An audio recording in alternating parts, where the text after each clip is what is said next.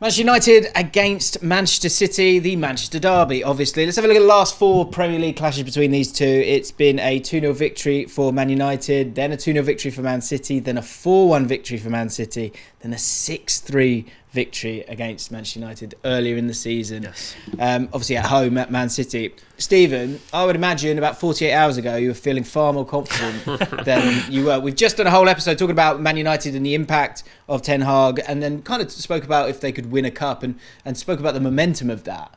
Losing to Southampton, and I've sort of got all these messages from different people going, just screenshots saying 2-0. Like that's how high Man City have got and how good they've been in the League Cup. Yeah, how are you feeling in your gut going into this one now? I'm nervous, James. Yeah. I'm nervous. I'm doing that thing where, as a fan, you kind of cling on to any bit of hope you can have, you can grab onto. Like, surely it can't be that bad again, you know. And the thing for me is Guardiola usually comes out and he infuriates fans by going, when we play badly, he goes, "Oh, we played so well today. I'm so proud of the team. So good, more than you believe." And like, Pep, we were naff. Let's be honest, mate. He came out and said that was terrible. He said if we play against United that way, we will get destroyed. Right. Which is, you just don't ever hear Guardiola say that, you know. And he genuinely said it. Not verbatim, but it was very similar. Like, we will get beaten quite easily. And Gundogan came out and said our mentality wasn't being right, and we haven't got the spark yet. So there's been a real kind of, you can tell that there's been some dressing downs in the dressing room, which is the best place for dressing down, I guess. But something's happened. You know, there's been real hard words after that game, and the only thing I'm grabbing onto now as a City fan is we have the quality to have a reaction. You know, when you played that poorly, and I know. And once again, Southampton, they deserved it. They did. They were better than Man City, and you should never be surprised to be beaten by a Premier League team at any point, because they all have the quality to do that. And I was chatting to Naden Renew recently on my own channel, and he was talking about, you forget that, you know, every team that plays against a team like Manchester City, it's usually their biggest game of the season, so they're going to play well. So Southampton did play well, and fair play to them. Having said that, it was a poor performance. I surely would hope that City can't be that bad again, and you would think the inherent nature of a Manchester derby would get the players up for it, and that they've now got something to prove. They have to prove themselves, because that was coming. That's what frustrated me. The defeat against Southampton, that had been coming. City had some decent performances, decent results, but the performances have been very, very mixed and very sketchy. Like, City were kind of getting results in spite of their performances. So I am a little bit apprehensive going into this, because it's been going that way, and United, they could smell blood right now. One thing I've been I don't know if, and I think this is probably the answer, is that Pep Guardiola is a genius and he's 3 years ahead of me, or he's trying to do a little bit too much. I look at the whole team, especially that game against Chelsea, and the games where they've been playing 4, but it becomes 3 at the back because Rico Lewis goes and plays centre midfield. I know they've done that often. But I keep looking everywhere, and they're all sort of these hybrid players. Yeah. Apart from Haaland, they're all like Bernardo Silva drops in and plays as deep line playmaker, and then all of a sudden he's playing on the right wing, or the right back's playing centre midfield, or the centre back's playing right back. Do you think that the bottom line is that he's doing that because he's trying to continue to evolve it and find the new things, or this is a bit more of an obvious one? Do you think he's lacking a bit of speed in this team?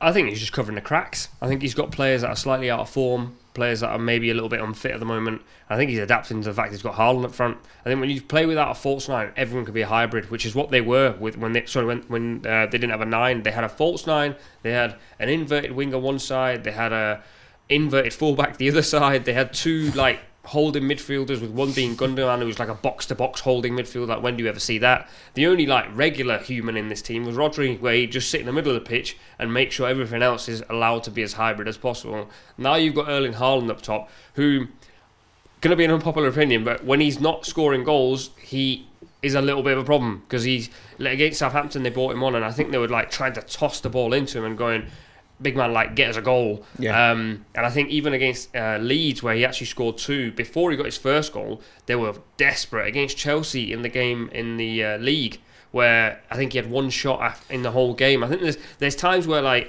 it's a complete different sort of style of play now. You're playing to a 9. He's going to score the majority of your goals. It's not going to be Foden. It's not going to be Grealish. They're going to chip in here and there. So I don't know. I think, and then also there is the thing that you say, Pep is an evolving manager, and I think he probably is going, I want to be ahead of the curve, and he may well be. But I feel, in terms of this game coming up, if he does play Rico Lewis as this inverted fullback, that's an entire left wing waiting for the most informed man in Europe right now, Marcus Rashford. And I think that's a very, very, very dangerous line to toe when you've got Walker and just say to him, just go do a job on him, keep him quiet. You spoke about it there, Nabaid, in terms of if Man City look to play with, I mean, be it Kyle Walker, be it Cancelo, be it Rico Lewis, who Guardiola's been really, really enjoying, I think, over the last few weeks, in that area where defensively he's looking to get back into that right back position, but offensively he's going and playing in a double pivot there. The midfield battle is going to be really, really important in this one, don't you think? Yeah, I think it's also an area where Manchester United have actually excelled in. I think defensively, the reason they're sound is because their midfield is finally pulling its weight. I think the balance of Casemiro has been outstanding, which is hilarious because people thought he was going to be terrible after a couple of games. And then whether it's Eriksen next to him or whoever it is, there's almost a feel of like they've got the security blanket in Casemiro. So Bruno, you can have the freedom. And in a lot of ways, Bruno's even sort of toned down a little bit. He's almost gone like, I don't need to run everywhere anymore. I can just do my thing. I mean, he's created 11 big chances this season, and in comparison, Ødegaard, who we've been raving about, has created 10. So Bruno's actually having a very good season. I think that midfield is, at the moment, got the better balance between these two. And I look at City and I'm going, I don't know who's going to play in midfield, and I don't personally like the idea of tucking in a right back when Rashford is playing left midfield.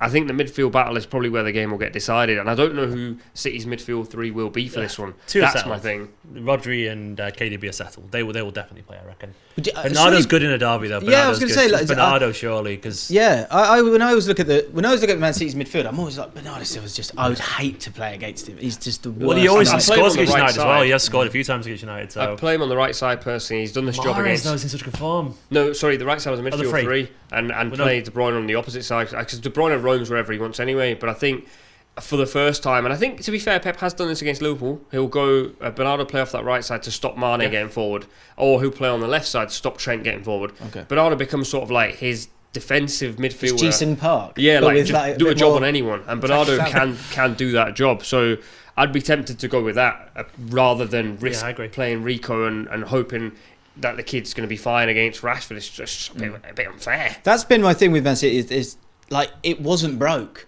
So like and the big thing, I know KDB generally would be on that right hand side, but when the Chelsea game in particular, there was just no overload on the left hand side, and that is just so alien to think about when you think about the way that Man City play. I look at average positions far too much in my life, and constantly don't we know it? There would always be, those guys, Gundogan, David Silva, Sterling, Grealish, whoever you want. Like they would always have that overload on that left-hand side. And I think there may be something in that in terms of De Bruyne, but also just kind of reverting to type a little bit, and because it's worked for Guardiola, that general setup, for such a long time. You banged on. There was no team better in world football in that little half space just inside the 18-yard area where David Silva would occupy. And do you remember the 2-1 against Liverpool when Aguero scored that goal? When Bernardo found that space again, when he cut it back there to Aguero and he scored from the near post. You just don't see City occupy that space anymore because Grealish instinctively kind of cuts in and no one goes around him. This is why I sort of kind of long for Bernardo as well to do, because he will go outside of him and he will find those little spaces right down near the touchline, but it allows Cancelo and Grealish to drift inwards if they want to. But what you've got is City are so narrow these days. They are so narrow. And everyone on the left just wants to go that way. Ake can't get forward, or Cancelo wants to go in, and then Grealish wants to go in.